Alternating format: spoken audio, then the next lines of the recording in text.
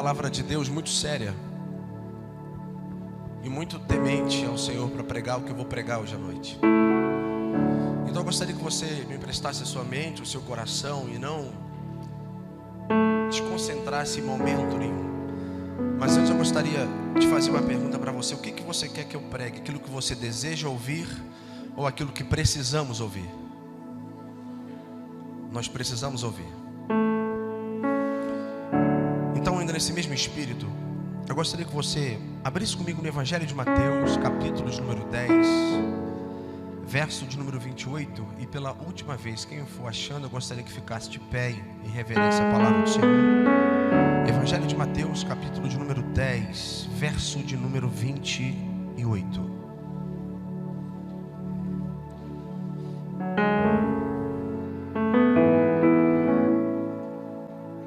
Evangelho de Mateus, capítulo de número 10, verso de número 28. A Bíblia diz assim: não temais os que matam o corpo e não podem matar a alma. Temei antes aquele que pode fazer parecer no inferno tanto a alma como o corpo. Pode se assentar, fique à vontade em nome de Jesus. Queridos, nesses 25 anos de caminhada que eu tenho com o Senhor, eu aprendi algumas coisas, com os meus pais da fé, e não foram muitos pais que eu tive, mas alguns deles me ensinaram algo muito importante. Os nossos mentores, eles têm uma responsabilidade muito grande de falar uma palavra, de nos dar uma disciplina, de falar algo que nos exorta, porque quem ama fala a verdade, quem ama cuida, quem ama disciplina. Essa pessoa então que ama, ela sempre abre os nossos olhos com uma palavra de cuidado. E eu preciso, na verdade, abrir os seus olhos nessa noite com uma palavra 100% evangelística, porque domingo nós estamos separando para palavras evangelísticas à noite. Mas eu preciso abrir os seus olhos para você evangélico e você não evangélico, para você cristão ou para você também não cristão que está nos visitando. E se você está nos visitando, eu tenho certeza que foi a mão de Deus que trouxe você aqui hoje. Eu quero falar nessa noite sobre a doutrina do inferno. Eu quero falar nessa noite sobre o destino dos ímpios. Eu vi uma foto essa semana e aquilo me chamou a atenção, de uma corda presa simplesmente por um fio bem ralinho, sabe? E a legenda estava assim: está faltando pouco para a volta de Jesus. Queridos, o assunto que nós vamos tratar aqui não é muito popular em nossos púlpitos. O assunto que nós vamos tratar aqui nessa noite é com certeza um assunto que você não ouve há muitos anos. Esse assunto então ele tem sido omitido, ele tem retirado de congressos. Esse assunto que nós estaremos falando aqui, ele tem sido retirado de vigílias. Esse assunto ele tem sido retirado de conferências, de sala de aula. Esse assunto ele tem sido retirado das igrejas contemporâneas, porque não é um assunto muito comum de se falar. Mas desde os 66 livros da Bíblia Sagrada, 39 no Antigo e 27 no Novo, você vai perceber que a Bíblia Sagrada é como se fosse uma coletânea de conselhos do Senhor para mim e para você. Eu não sei se você sabe, mas a palavra inferno, ela é muito mais falada do que o céu. Será por quê? Porque a porta ela é larga e muitos estarão indo para lá. As pessoas hoje não estão falando mais do inferno porque tem medo das suas igrejas ficarem vazias. As pessoas hoje não tocam nesse assunto de inferno porque tem medo de perder os seus membros da igreja. A igreja atual hoje, ela não tem tocado nesse assunto porque ela tem um medo de perder, estatisticamente falando, a frequência ou o balanço dos dízimos e das ofertas. As pessoas não estão falando mais do inferno porque tem medo de perder até mesmo o seu cargo na igreja. Eu quero falar nessa noite sobre a condenação eterna. Eu quero falar nessa noite sobre o juízo eterno de Deus, e Ele está chegando. Eu quero falar nessa noite sobre a morte eterna do ser humano. É uma dura realidade, meus irmãos, mas aquelas pessoas que morrerem sem Cristo vão tomar um caminho de ir para o inferno. E por que doutrina do inferno? Porque Jesus certa vez estava com seus discípulos, os judeus, e ele ensinava diariamente sobre isso. O que aconteceu é que as pessoas colocam um pano molhado para poder abafar esse assunto tão importante. Mas as pessoas que morrerem sem Cristo terão uma condenação eterna. Quem morrer sem Cristo estará sob o juízo eterno de Deus. Mateus capítulo de número 7, verso de número 13, se você quiser anotar. A Bíblia diz o seguinte: entrai pela porta estreita, porque larga é a porta e espaçoso o caminho que conduz à perdição, e muitos são os que entram por ela. Permita-me nessa noite, meus amados irmãos, falar um pouco sobre essa porta larga, sobre essa grande porta que as pessoas vão passar por ela.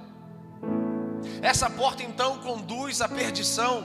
Aí você vai falar assim: não, mas essa palavra aqui é somente para a pessoa não crente. Peraí, a Bíblia diz, queridos, que 2 estarão no campo, um será tomado e o outro será deixado. A Bíblia diz, meus amados irmãos, que 2 estarão reunidos e um será tomado e um será deixado. Se você pegar essa estatística, biblicamente falando, 50% da igreja poderão subir no arrebatamento.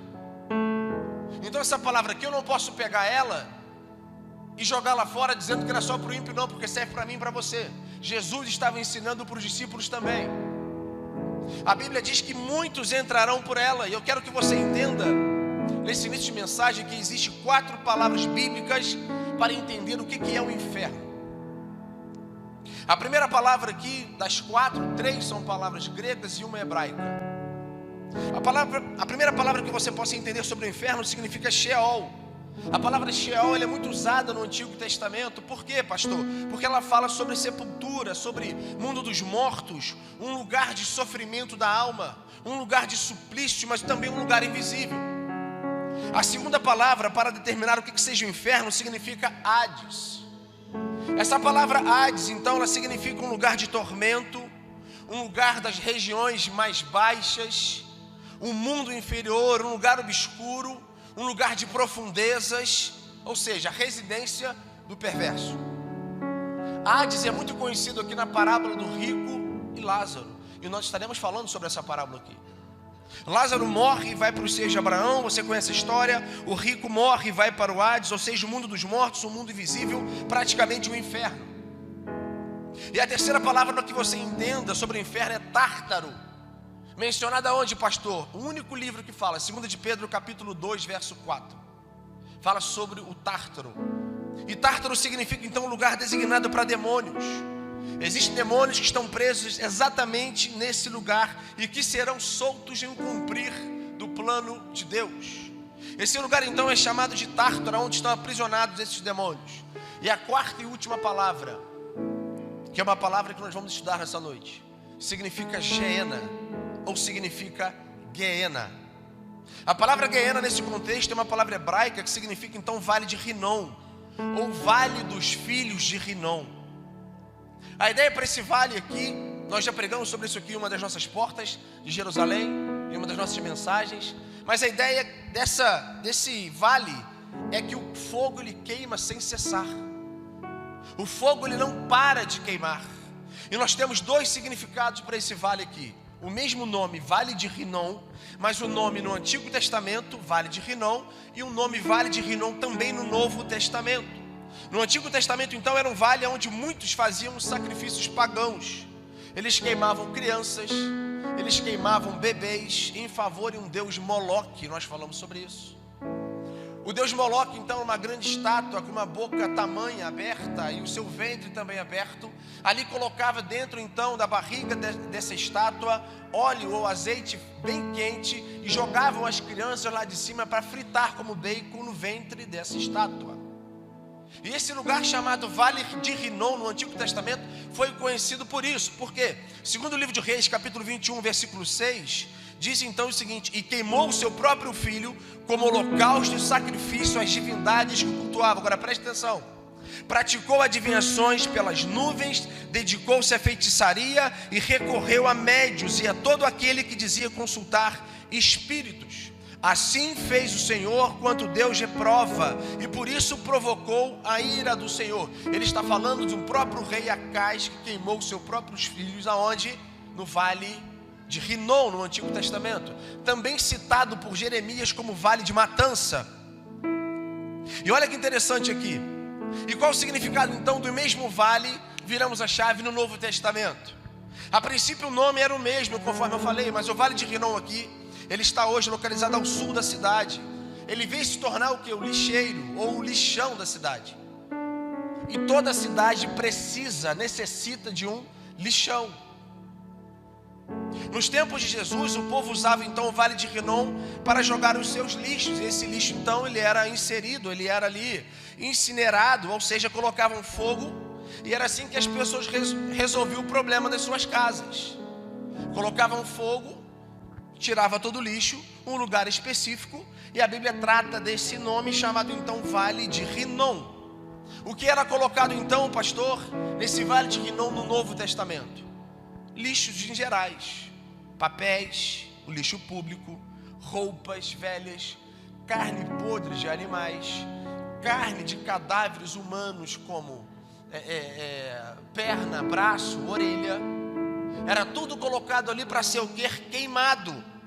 E devido então à quantidade de lixo e cadáveres humanos, consequentemente então, davam-se o quê? Bichos.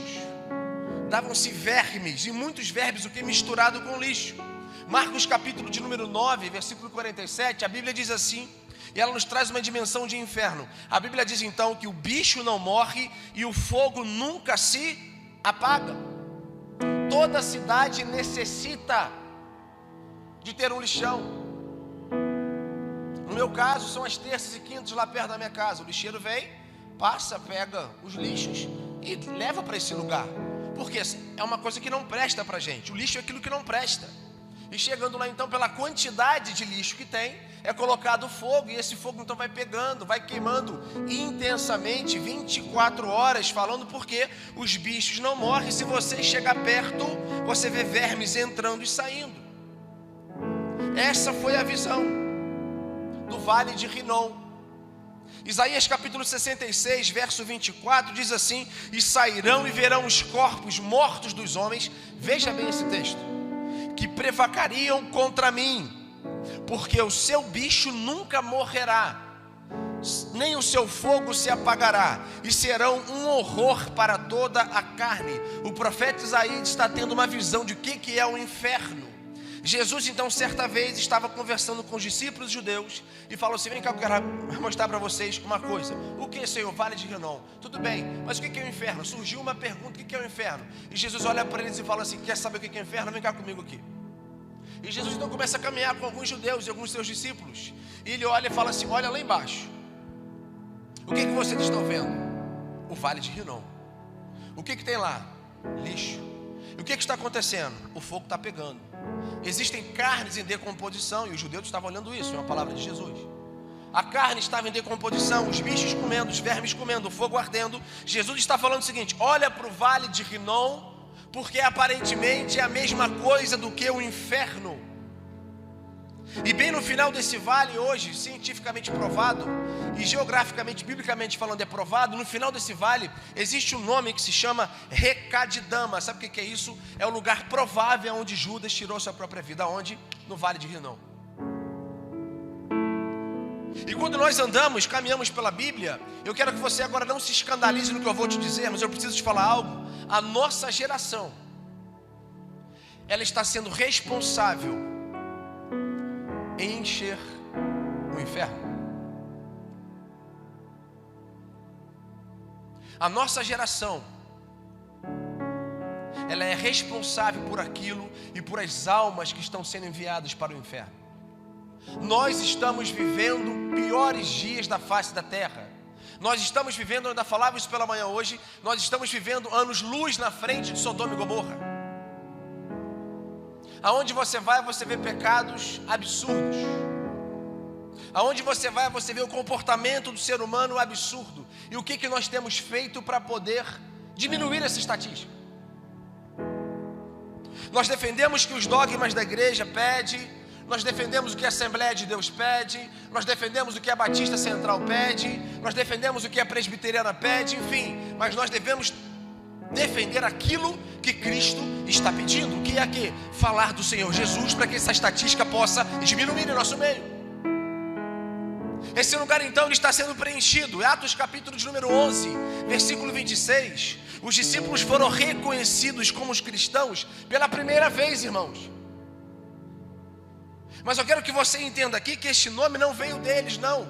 Eles andavam nas ruas e as pessoas olhavam e falavam assim: ei, ali vai um cristão, ali vai um pequeno Cristo. E hoje, o que as pessoas podem olhar para nós? O que nós temos a oferecer? Será que as pessoas hoje reconhecem as nossas vidas como os cristãos? Será que as pessoas, ao olharem para nós possamos dar algo de valor espiritual para quem está ao nosso lado? Todos nós conhecemos alguém da nossa família que está indo a caminhos, a passos largos para o inferno, mas o que nós temos feito como cristãos?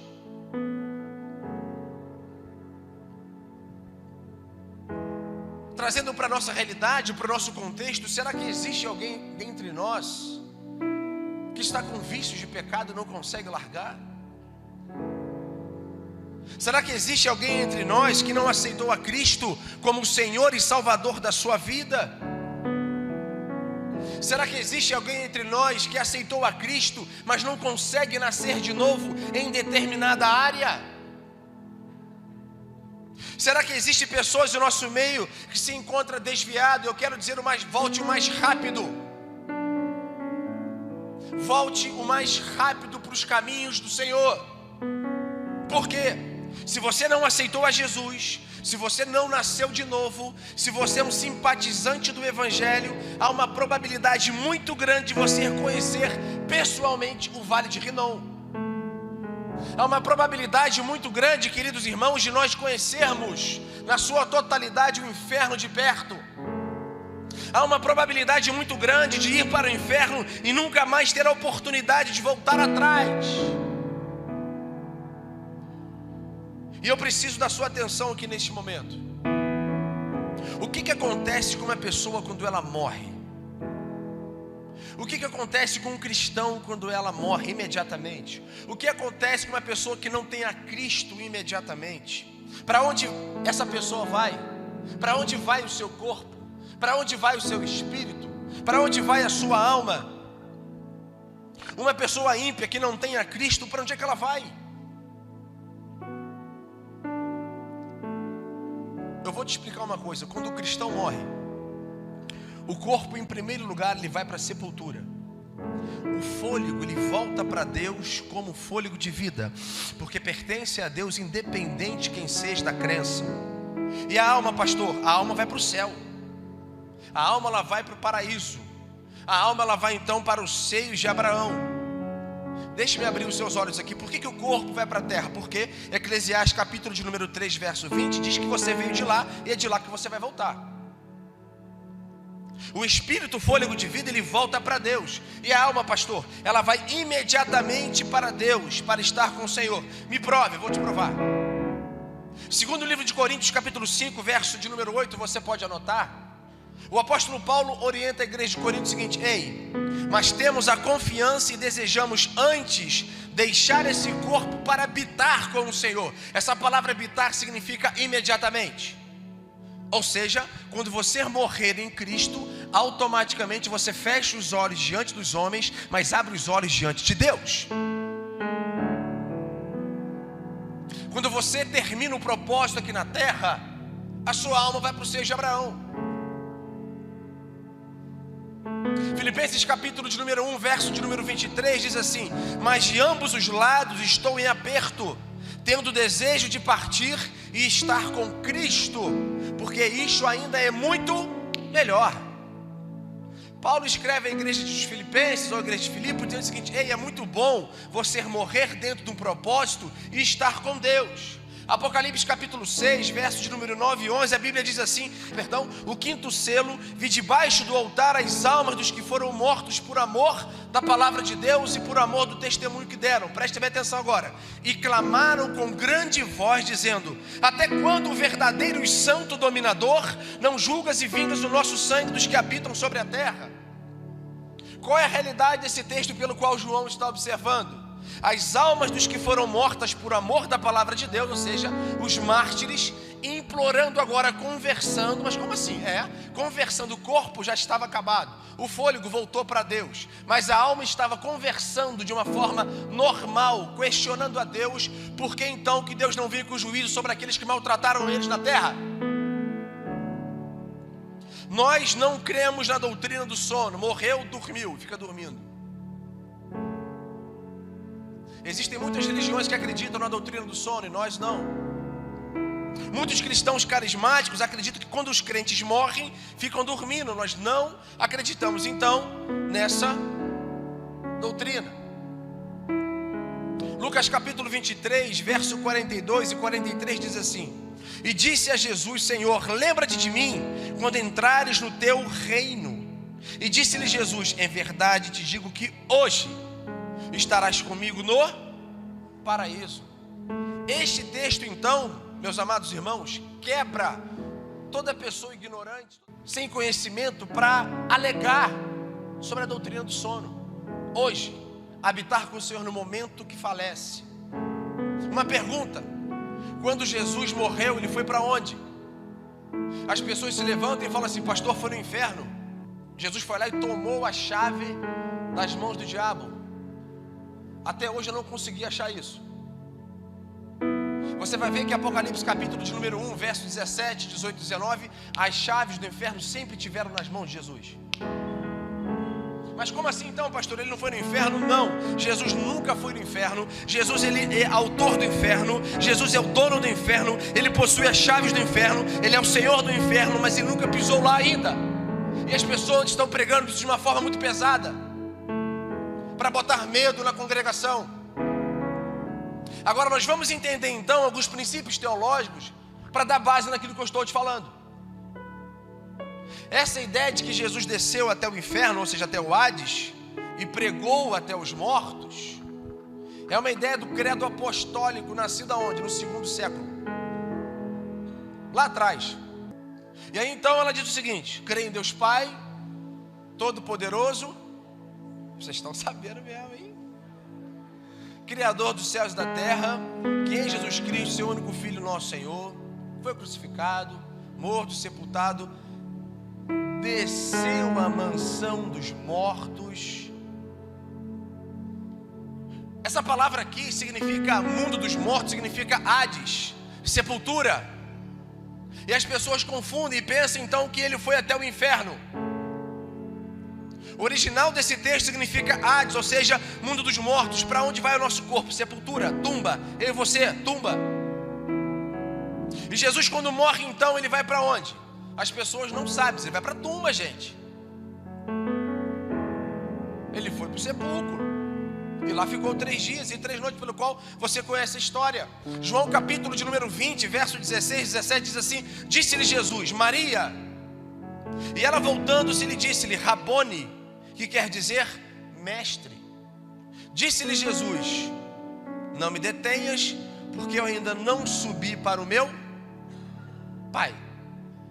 Veja bem essa cena. Jesus tinha acabado de ressuscitar, estava do lado de fora do sepulcro, de costa, e vem Maria, né, toda, porque mulher assim, às vezes, de vez em quando, né, mulher escandalosa, e vai chegando lá, e quando ela chega lá, ela está de longe, e Jesus está lá de costa, pá. E ela fala: ô hoteleiro, ô senhor, sabe onde colocaram o corpo do nosso Senhor? E Jesus de costa. Jesus olha para ela. Ela não reconheceu Jesus imediatamente. Isso é muito importante você saber disso. Mas aí então, olha que interessante. O texto diz então que Jesus olha para ele e fala assim: Maria. Quando ela observa e ouve a voz, imediatamente ela entra em conexão. Mestre, Rabone ou Raboni. E a Bíblia diz que ela sai voada, irmãos, para dar um abraço em Jesus. Só que Jesus repreende, olha para ele e fala assim: por favor, não me toques, porque eu não fui para onde? Para o meu? Peraí, não fui para o meu Pai. Então, Jesus não foi no inferno imediatamente quando as pessoas pregam aí fora. Alguns teólogos acreditam que Jesus vai no céu, ele confirma a graça, a autoridade e a lei. E imediatamente ele desce. E 2 semanas depois, aproximadamente, ele está onde? Quietinho, o povo estava orando. De repente a Bíblia diz que ele atravessa então o quê? Uma porta. Atravessa a janela, vup, e ele aparece: Pai seja convosco.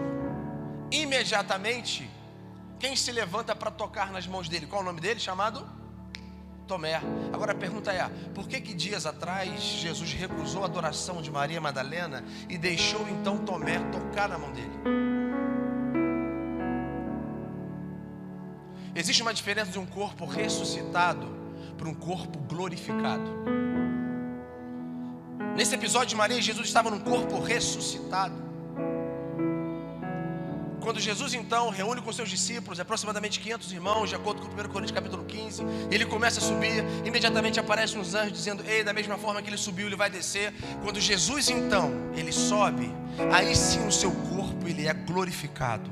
Conforme ele vai passando no céu, os seus olhos vão brilhando como chama de fogo, os seus pés como latão reluzente, e Jesus vai entrando nesse corredor, anjo de um lado, anjo de outro, adorando, dizendo: santo, santo, santo. A narração não é minha agora. Salmo 27 diz: ei, levantai, ó portas, as vossas cabeças, para que entre o Rei da Glória. Um anjo sai do outro lado e pergunta: mas quem é esse? O outro responde: este é o Senhor forte e poderoso nas batalhas.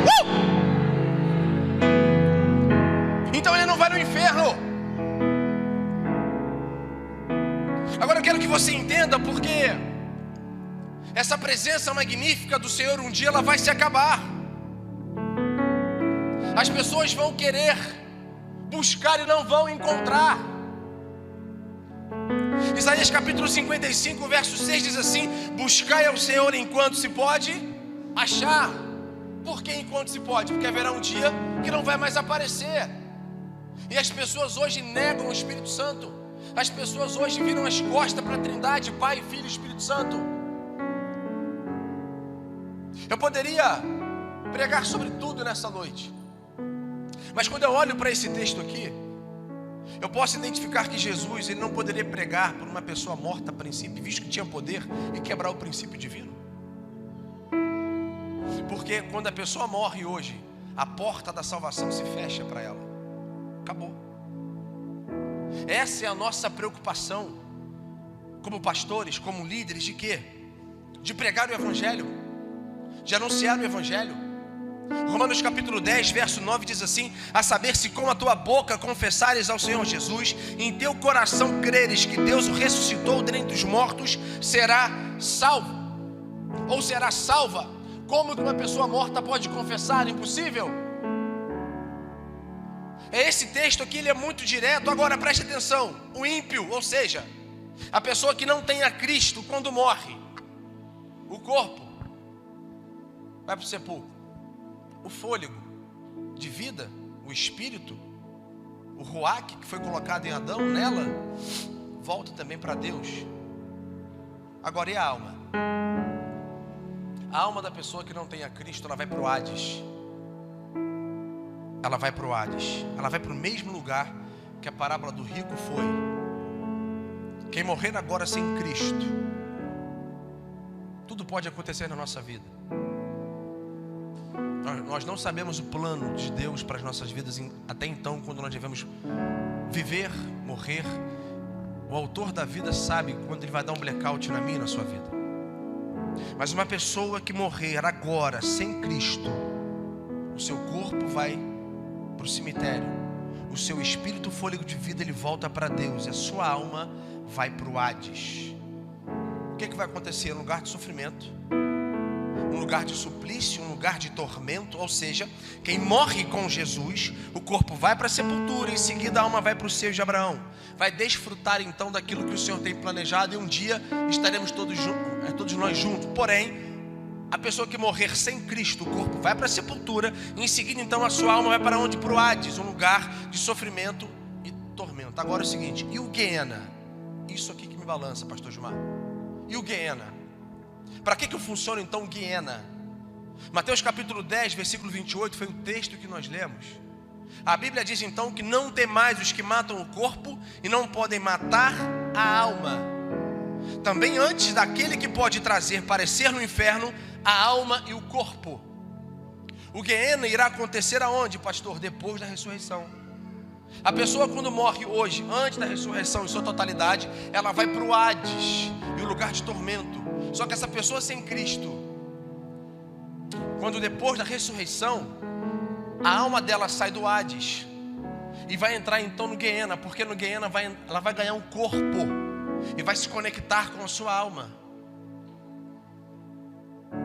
E aí então as coisas começam a complicar aqui, porque nesse estágio, depois da ressurreição, o corpo e a alma estarão juntos no inferno.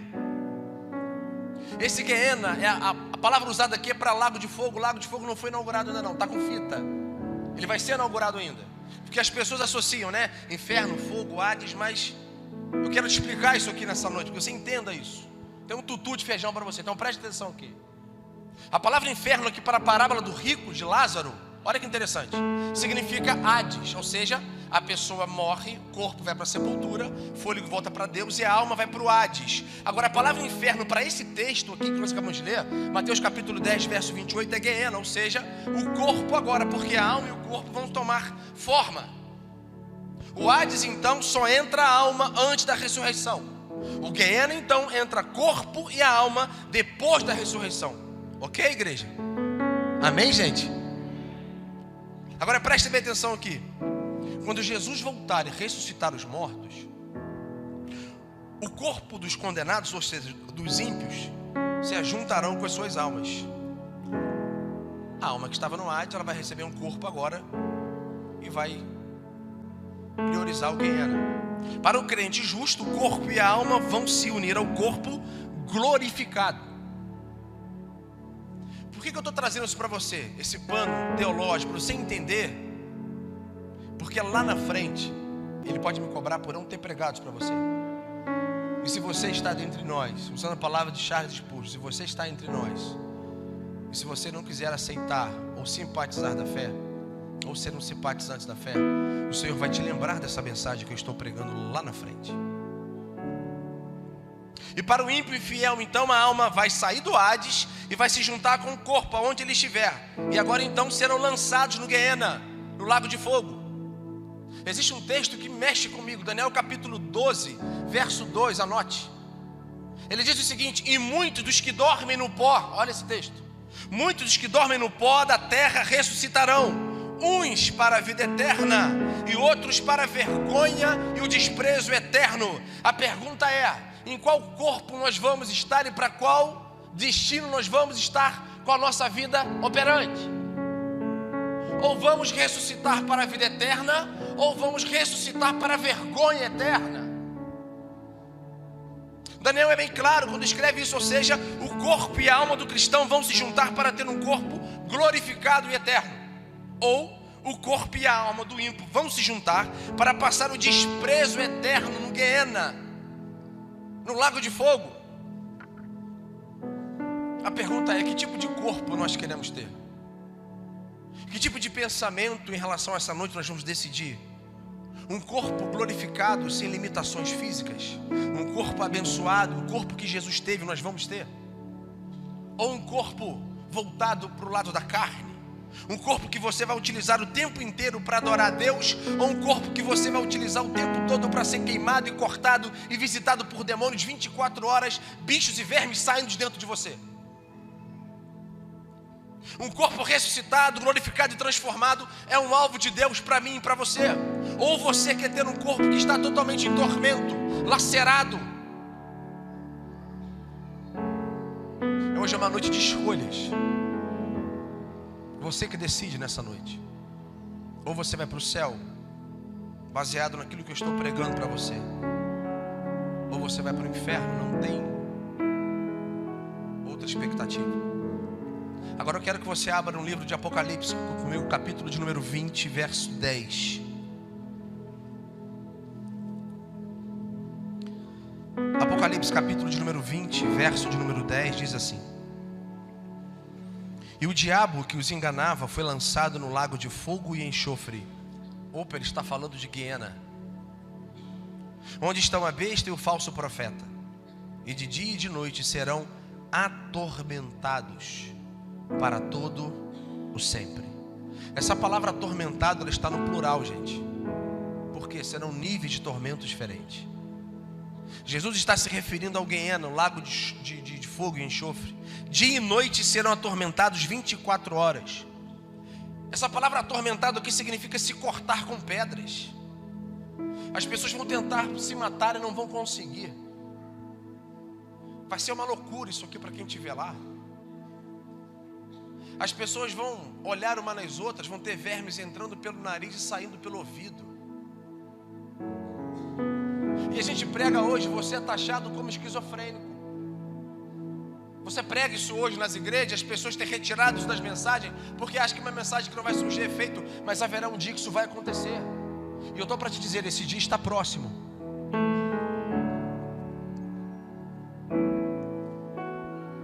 Apocalipse capítulo de número 20, verso de número 13, diz que o mar entregou os mortos que nele havia. Aqui se cumpre: o mar entrega os mortos. O que estava no Hades, que não tinha Cristo, com a alma, vai receber um corpo. Esse texto mata aqui. Anote: o mar vai dar os mortos, ou seja, eles serão ressuscitados para dar conta de tudo aquilo que aconteceu.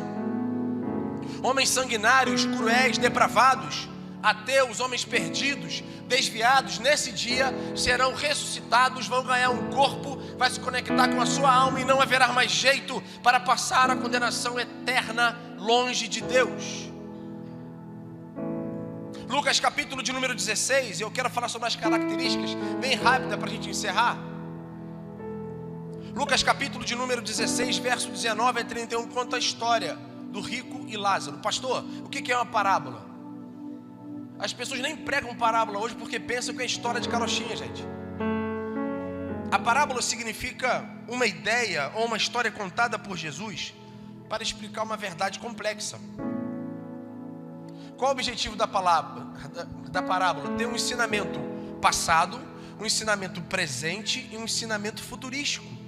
Isso é o ensinamento da parábola que Jesus, então, a maioria das parábolas que Jesus contava tinha uma condição eterna. E dentro dessa parábola, Cristo fala de algumas características do inferno. Isso aqui mexe comigo. Agora veja bem, vem comigo para dentro desse texto aqui. A primeira característica do inferno visto nessa parábola, ela está no versículo de número 23 de Lucas capítulo 16. Acompanhe comigo aí.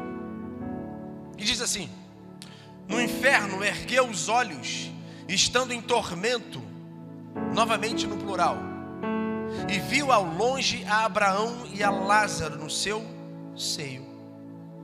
O inferno será um lugar de tormentos. O inferno será um lugar onde as pessoas clamarão por Deus e Deus não vai ouvir. O inferno será um lugar totalmente avassalador, obscuro. Uma bateria de sofrimentos vai acontecer para aquelas pessoas que forem para lá. Uma bateria de juízo, uma bateria de condenação, ou seja, eles serão atormentados no plural, dia e noite, e eles serão punidos eternamente. Mateus capítulo de número 25, verso 41 diz assim: dirá também aos que estiverem à sua esquerda: apartai-vos de mim, malditos, para o fogo eterno, destinado ao diabo e seus anjos. Quero dizer para você que o inferno não foi feito para você. Diz para a pessoa que está ao seu lado assim: ufa. Sei que você não jantou, mas fala assim: ufa. O inferno, diz para a pessoa: o inferno não foi preparado para mim e para você. Agora diz para ela assim: o céu foi preparado para mim e para você. Aleluia. A Bíblia diz que o inferno foi preparado para o demônio e seus anjos, vírgula. Mas existem pessoas que estarão indo morar lá eternamente, seres humanos, porque não aceitaram a sua palavra aqui na terra. Eu quero que você entenda que a segunda característica do inferno, visto nessa parábola, está no versículo 24, acompanhe comigo. Diz assim: e clamando disse: Pai Abraão, tem misericórdia de mim, e envia-me Lázaro para que molhe na água a ponta do dedo e me refresque a língua. Olha isso, gente. Porque eu estou atormentado nessa chama. O rico, ele está tão atormentado nas chamas, que em seguida ele pede Lázaro para quê? Para molhar a ponta do dedo na água, para refrescar a sua língua. A situação estava tão crítica, por quê? E se você continuar a ler o texto, você vai ver, poxa, vai lá em casa, avisa alguém da minha família que isso aqui é verdade. E a segunda característica do inferno visto nessa parábola, a ausência total do alívio de dor. Não haverá alívio para a dor. E olha que interessante, no inferno, essa dor será constante. Pastor, me prova na Bíblia, anote. Apocalipse capítulo 14, verso de número 14 e 11, diz assim. Apocalipse 14, verso de 10 a 11, diz assim: também o tal beberá do vinho da ira de Deus, que se acha preparado sem mistura no cálice da sua ira, e será atormentado com fogo e enxofre diante dos santos anjos e diante do Cordeiro. A fumaça do seu tormento sobe para todo sempre, e não tem repouso nem de dia e nem de noite. O nível de tormento será absurdo, irmãos. E você prega uma palavra dessa, e tem pessoas que acham que nós somos malucos. É por isso que essa palavra tem sido retirada dos nossos púlpitos, porque precisamos dar o conselho de Deus. Se a palavra inferno é falada mais do que o céu, é porque é preciso falar sim. A terceira característica vista nessa parábola está no versículo 25. Isso aqui treme, porque ela diz o seguinte: disse porém Abraão: filho, lembra-te do que em tua vida recebeste teus bens, e Lázaro de igual modo dos males. Agora porém ele aqui é consolado e você é atormentado. Eu quero destacar essa palavra, lembra-te. Lembra-te. Sabe por quê? Porque o rico está no inferno, e Abraão diz para ele assim: lembra-te. Olhe para mim aqui. A memória de quem foi para o inferno não vai ser retirada. As pessoas vão lembrar de por que estão lá. As pessoas vão lembrar de todo o folheto que ganhou e que não aceitou a Cristo. As pessoas vão lembrar de que veio um visitante na igreja e simplesmente na hora do apelo, e fez o apelo 1, 2, 3, não somente aqui, em diversas igrejas. As pessoas vão lembrar, mas não haverá mais chance.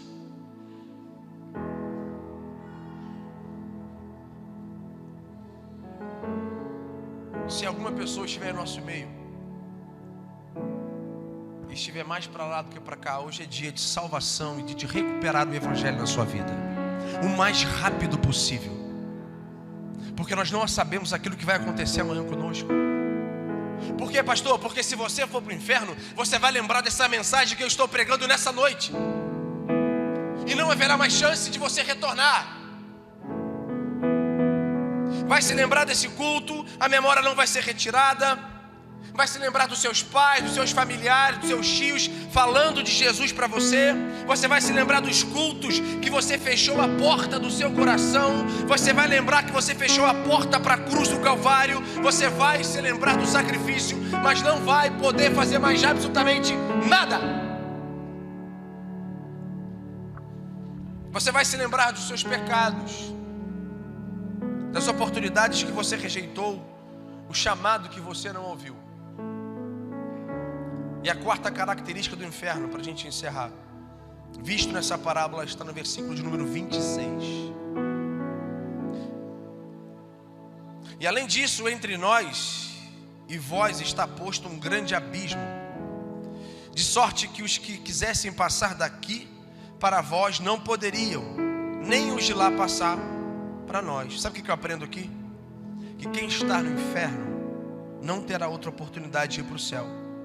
Tem uma chance. Eles estavam vendo um que iria para lá, e o outro queria ficar no mesmo lugar. Há um abismo entre o céu e o inferno, por quê? Ele estará sempre longe de Deus. Ele vai passar toda a sua eternidade sem Deus. 2 de Paulo, Tessalonicenses, anote, capítulo 1, verso 8 e 9, diz assim: e tomar vingança dos que não conhecem a Deus, e dos que não conhecem a Deus, os dos que não obedecem ao Evangelho de nosso Senhor Jesus. E olha o que o texto diz: os quais sofrerão como castigo a perdição eterna, banidos da face do Senhor e da glória do seu poder. Eu não consigo me imaginar hoje banidos da glória de Deus, banidos da presença do Pai, Filho e Espírito Santo. Lucas capítulo de número 13, verso 27 e 28, diz assim: e ele vos responderá: não sei de onde sois, apartai-vos de mim, vós todos que praticai a iniquidade, e ali haverá choro e ranger de dentes. Deixa eu te explicar o ranger de dente aqui. É você estar lá mesmo aqui, ó, ficar igual um demônio quando ele é possesso em uma sessão de libertação. As pessoas vão começar a se cortar, mas não vai ter mais jeito. Querido, se você soubesse a importância dessa palavra aqui hoje. Existem pessoas da nossa casa, da nossa família, que se eu fosse você, depois de uma palavra dessa, corria para falar de Jesus para ela. Tanto por mensagem, por SMS, por WhatsApp. Fale de Jesus para ela, querido. Aí você fala assim: pastor, e se não der certo? E se não haver conversão? Este sangue você estará livrado da sua mão. Ezequiel capítulo 3, verso 17. Mas fale do amor dele. Hoje à noite é uma noite de escolhas. Ou é céu ou é inferno. Apocalipse capítulo 20, versículo 15 diz: e aquele que não foi achado no livro da vida foi lançado no lago de fogo. Apocalipse capítulo 3, verso 5 diz que o que vencer será vestido de vestes brancas, e de maneira nenhuma riscarei o seu nome do livro da vida, e confessarei o seu nome diante do meu Pai e diante dos seus anjos. Sabe o que eu quero dizer com isso aqui? É como se Deus pegasse na mão da Laméria aqui agora, como se Jesus pegasse na mão da Laméria, e no dia do juízo, o Senhor olha para Deus, representando na pessoa do Filho, falando com o Pai, dizendo: conhece ela? Conhece o caráter dela? Conhece o que ela fez na terra? Jesus estará confessando a vida da Laméria, nesse exemplo, diante de Deus Pai. E assim será comigo e assim será contigo. Apocalipse capítulo 20, verso 12 diz: e vi os mortos grandes e pequenos que estavam diante de Deus, e abriram-se os livros, e abriu outro livro, que é o da vida, e os mortos foram julgados pelas coisas que estavam escritas nos livros segundo as suas obras. Deixa eu te dizer, o ser humano não tem para onde fugir de Deus. Tudo aquilo que nós fazemos está escrito em um livro, e esse livro no dia do juízo final será aberto, e ali não haverá mais. A única coisa que vai sobrar para nós é baixar a cabeça, fechar os olhos e deixar o Senhor falar. Ou nós vamos querer confrontar e questionar Deus nesse momento, por tudo aquilo que nós estamos, que vivemos, e Ele foi escrevendo nesse livro. E por último, quem são as pessoas que estarão indo para o inferno? Eu não posso defender a bola, eu não posso falar exatamente das pessoas, posso julgar o tipo de pessoa que vai para o inferno. Mas a atitude do ser humano determina se ele vai para o inferno ou não. Pastor, como assim? A Bíblia diz quem são as pessoas que vão para o inferno. Salmos 9, 17, anote, diz assim: os ímpios serão lançados no inferno. Olha, os ímpios serão lançados no inferno, e todas as gentes, nações que se esquecem ou que se esqueceram de Deus. Duas categorias estarão indo para o inferno aqui. A primeira, os ímpios, são aqueles que praticam o pecado e não se arrependem. O segundo tipo de pessoa, quando a Bíblia diz sobre as nações que se esqueceram de Deus, são aquelas pessoas que tiveram contato com Deus, são as pessoas desviadas que não se arrependeram. Segundo o livro de Pedro, capítulo 2, verso 20, diz assim: porquanto, se depois se ter escapado das corrupções do mundo, pelo conhecimento do Senhor e Salvador Jesus Cristo, forem outras vezes envolvidos nelas e vencidos. Olha isso. tornou-lhes então o último estado pior do que o primeiro. Porque melhor lhes fora não conhecer o caminho da justiça, do que conhecendo desviarem do santo mandamento que lhe fora dado. E esse aqui me mexe.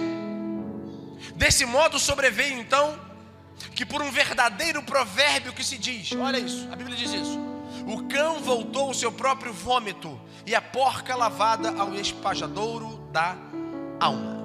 Ou seja, aquele que teve a vida para Jesus, aquele que serviu a Jesus, aquele que se entregou, aquele que teve diversas experiências, que buscou uma vida transformada e hoje possui a sua mente cauterizada, ele não pode ouvir do Evangelho. Ah, porque fulano foi decepcionado com fulano, com ciclano, com beltano. Ei, a sua vida com Deus, o Senhor trata ele em Salmos como as pessoas que se esqueceram do seu nome e automaticamente estarão indo conhecer pessoalmente o Vale de Rinom. A Bíblia diz isso. Apocalipse capítulo de número 21, verso 8, ele começa então a dar um funil para isso aqui. Eu vou repetir, eu não estou pregando aqui para ofender a sua religião, pelo contrário. Eu vim pregar a palavra de Deus para mim e para você. O que está sendo dito aqui, hoje, eu posso dormir em casa em paz, porque eu sei que foi entregue essa mensagem. O instrumento de verdade científica, você sabe que é o experimento. O instrumento da verdade bíblica, irmãos, é a palavra de Deus. Não adianta, é inegociável. Se você quer saber o que é verdade ou mentira na ciência, nós apelamos então para o experimento que determina. Quando eu quero saber o que é verdade ou mentira dentro da teologia, nós vamos para a palavra de Deus. A verdade ela não é do pastor, a verdade ela não é do líder, a verdade ela não é do padre, a verdade ela não é do sacerdote, a verdade ela não é da igreja evangélica, da igreja católica, não. A verdade é a única e exclusiva, a palavra de Deus. É essa verdade que devemos pregar, de viver, de andar, de ter coragem e de morrermos por ela. Essa é a palavra de Deus, que é viva e eficaz. Apocalipse capítulo 21, verso 8, ele dá uma sequência. Essas pessoas aqui João viu que estavam indo para o inferno a passos largos. Eu quero falar para você. Apocalipse capítulo 21, verso 8, você anote. Diz assim: mas quanto aos tímidos, aos incrédulos, e aos abomináveis, aos homicidas, e aos que se prostituem, aos feiticeiros, aos idólatras e a todos os mentirosos, a sua parte será no lago que arde com fogo e enxofre. Novamente a palavra Guiena entra aqui. O que é a segunda morte? Pastor, o que seriam os tímidos ou covarde? O tímido ou covarde aqui não é aquela pessoa de temperamento humilde, né? Não, aquela pessoa tímida, não. Eu vou te dar um exemplo da pessoa tímida e você vai associar agora com a pessoa da sua família. Aquele que não é crente, o esposo, traz a esposa na igreja. Alguém lá adorar o Deus com a gente, ele fala para você assim: não tá na minha hora não, vim deixar aqui só a patroa para ela receber, porque ela é uma benção quando está aqui na igreja. Então é benção. Ela chega em casa modificada por dentro, mas eu não quero isso agora não. Ali na frente eu vou me encontrar. A pergunta é: quantos conhecem alguém assim? Levanta a mão. Olha isso, gente. Porque é uma verdade. A Bíblia trata essa pessoa como os tímidos. Vão para onde? Para o Vale de Rinom. E olha que interessante aqui. É uma pessoa que não quer compromisso com Deus, é diferente. Ele continua dizendo: mas enquanto os incrédulos ou os infiéis, ou seja, eu estou pregando aqui, no fundo do seu coração você está pensando assim: eu não acredito nisso, isso não existe. O céu pode até existir, mas o inferno existir. Você acreditando ou não acreditando, o inferno não vai perder a sua temperatura porque você não acredita. Há uma palavra e há uma seleção de pessoas que estão indo para lá. Parece que às vezes as pessoas que jogam pôquer quer pagar para ver algo acontecer, né? Se Deus não aparecer para mim, eu não me converto. Tu vai morrer e Deus não vai aparecer para você, porque eu nunca vi Deus. Porque a Bíblia fala que quem vê Deus morre. E olha que interessante, as pessoas ficam negociando. Deus não precisa provar para ninguém, querido, a sua existência. Deus é. Deus é. E se alguém quiser provar, olhe para a pessoa que está ao seu lado aí. Você é fruto. E você é a criação do Deus Todo-Poderoso. E você nessa noite tem essa escolha de levantar as mãos, de adorar a Deus, de sair para casa modificado, de cantar Eu Navegarei no Oceano do Espírito, porque nós temos essa atitude, mas existem pessoas que não têm, e que vão pagar um preço altíssimo sobre isso que eu estou falando. A Bíblia continua dizendo: mas quanto os assassinos, os homicidas, aqueles que tiram a vida das outras pessoas que não se arrependem, vão para o inferno. A Bíblia continua dizendo: mas quanto os imorais, os fornicadores, ou seja, todo pecado de tipo sexual, todo adultério sem arrependimento, todo nível de prostituição. A Bíblia continua dizendo sobre os mentirosos. São aquelas pessoas que vivem mentindo, que acabam acreditando que a mentira pode ser uma verdade, mas pela sua própria mentira. A única coisa que a Bíblia atribui a paternidade e a criação ao diabo é a mentira, porque ele é o pai da mentira. Eu comecei com um texto, e agora eu quero finalizar com o mesmo texto de Mateus capítulo 7, versículo 13, que diz o seguinte: entrai pela porta estreita, porque larga é a porta, espaçoso o caminho da condução à perdição, e muitos são os que entram por ela. Eu creio que você entendeu essa mensagem. Eu preguei praticamente sobre essa porta larga. Eu te falei nessa noite sobre a porta que leva ao inferno.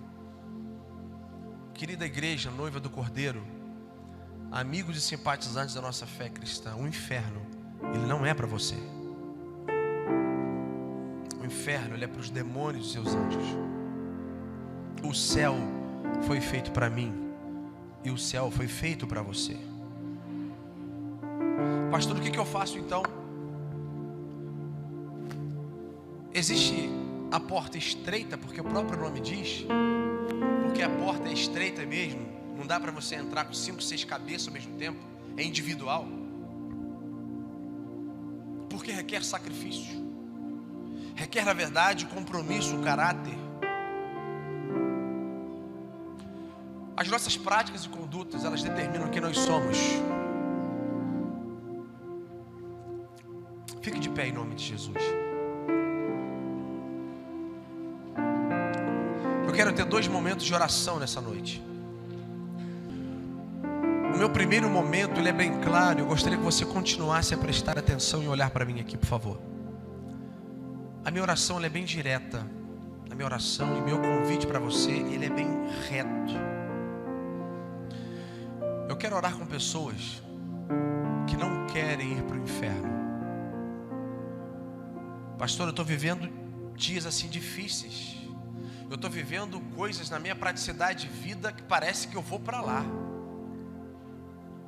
E às vezes o diabo tem te prendido com correntes eternas, porque você nunca tem coragem de tomar essa decisão de falar: ei, eu preciso mudar a minha vida.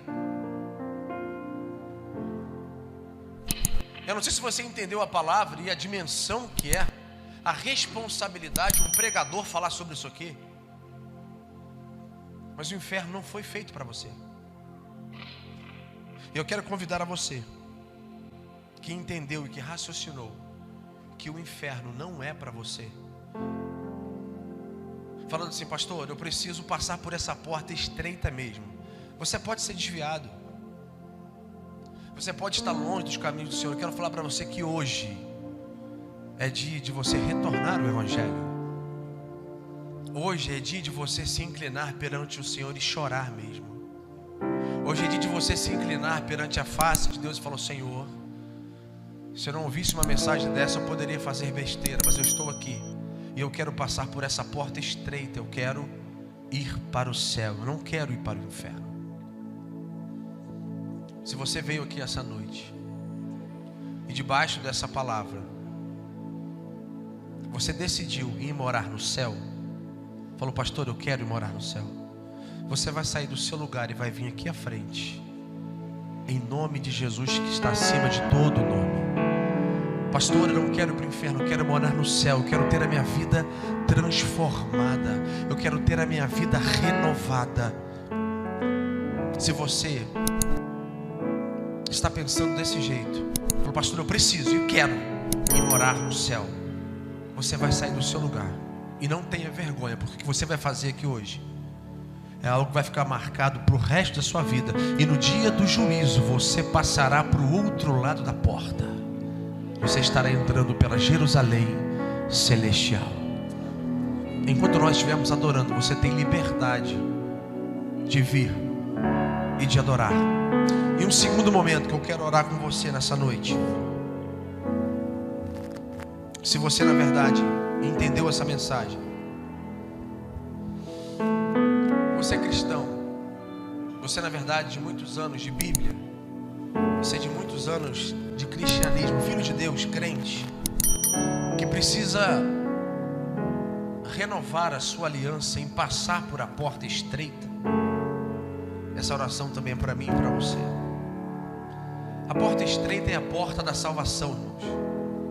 A porta estreita é essa porta onde, para dar continuidade à salvação, para ter força, sabe? Para ter coragem de ser crente nessa atualidade que estamos vivendo. Não basta só ter a praticidade da palavra, eu preciso ter coragem para andar nela. E se você decidir, pastor, eu quero renovar a minha aliança, sim. Eu já sou salvo, mas eu preciso renovar a minha porta estreita, porque eu preciso passar por ela. Você vai sair do seu lugar e você vai vir aqui à frente. Nós vamos adorar o Senhor.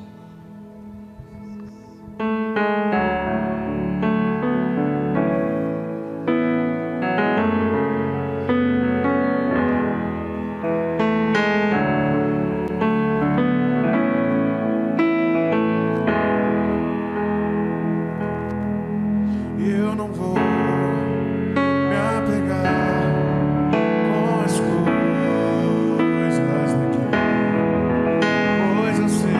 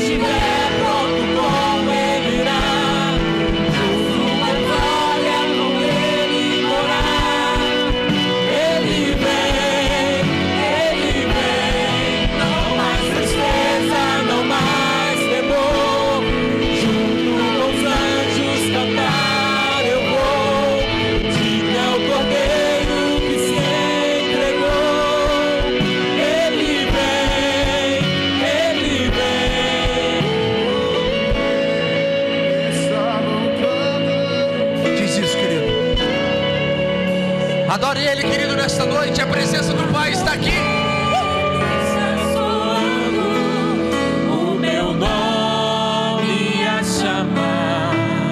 Sim, o Rei está voltando. O Rei está voltando. Aleluia. Ele vem me buscar. O Rei está voltando. O Rei está voltando. A trombeta está soando. O meu nome a chamar. Sim, o Rei está voltando. O Rei está voltando.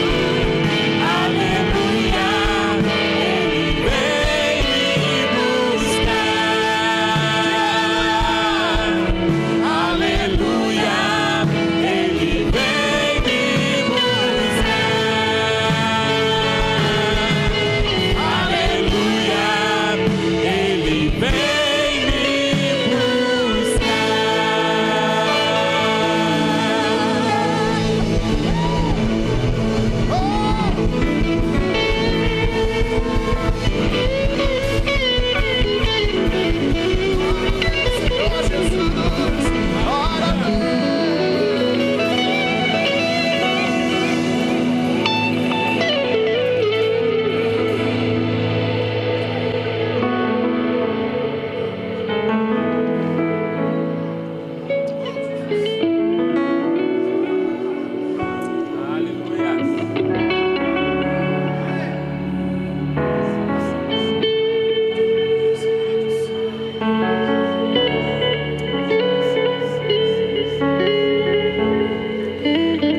Senhor, nós queremos agradecer ao Senhor, Pai. Queremos agradecer, ó Deus, porque a Tua palavra foi pregada, uma exposição bíblica daquilo que haverá de acontecer, Senhor. Eu estou olhando aqui, Senhor, para dois jovens, para o Carlinhos e para o Tiago, Senhor. Renova a sua aliança, Senhor. Geralmente a porta estreita, ela fala sobre as dificuldades, fala sobre caráter, fala sobre compromisso, fala somente para nós não negligenciarmos a Trindade, mas andarmos com Pai, Filho e Espírito Santo. Ajude-nos, ó Deus, debaixo de pressão. Ajude-nos, ó Deus, debaixo de perseguição, sermos cristãos e sermos reconhecidos como pequenos cristos, ó Deus, em nossa atualidade, Pai. Nos dê caráter suficiente, coragem, força para admitir, ó Deus, o Teu poder e ser vaso na vida de alguém, para ser um instrumento na vida de alguém, para falar, ó Deus, desses caminhos sim que vão levar para a perdição, mas levar, ó Deus, as pessoas a pensarem no céu. E para isso nós estamos aqui, ó Deus, quando nós acabamos de adorar o Teu nome. Venha estar nos preparando, ó Deus, para esse grande dia. Por isso, Senhor, aonde tiver um pai aqui nesta noite, um filho, uma mãe, um casamento, Senhor, que o Senhor venha estar nos preparando diante da Tua palavra, para que esse dia, quando acontecer, nós subirmos, ó Deus, sem fazer curva, e estarmos na Tua presença eternamente, estarmos na Tua presença para passar a nossa eternidade juntamente com o Senhor. Mas até lá nós sabemos que é sacrifício. Sabemos, ó Deus, que as pessoas tentam cavar covas, tentam, ó Deus, jogar em prisões. Por isso, Deus, nos prepara, ó Deus, como filhos e filhas do Senhor, para esse grande dia, Senhor. E toma, Senhor, esse grande dia. O Senhor já sabe desse grande dia de lago de enxofre e fogo, Senhor. Tem misericórdia, ó Deus. E se alguém que está aqui entre nós, se por algum medo, e se alguém que está aqui entre nós, por alguma falta de coragem, não tomou decisão, nós pedimos a Tua graça e misericórdia. Buscai ao Senhor enquanto se pode achar. Buscai ao Senhor enquanto se pode achar. Por isso nós acreditamos na Tua promessa. Nós acreditamos que um dia o Senhor levará toda a igreja do Senhor reunida na terra.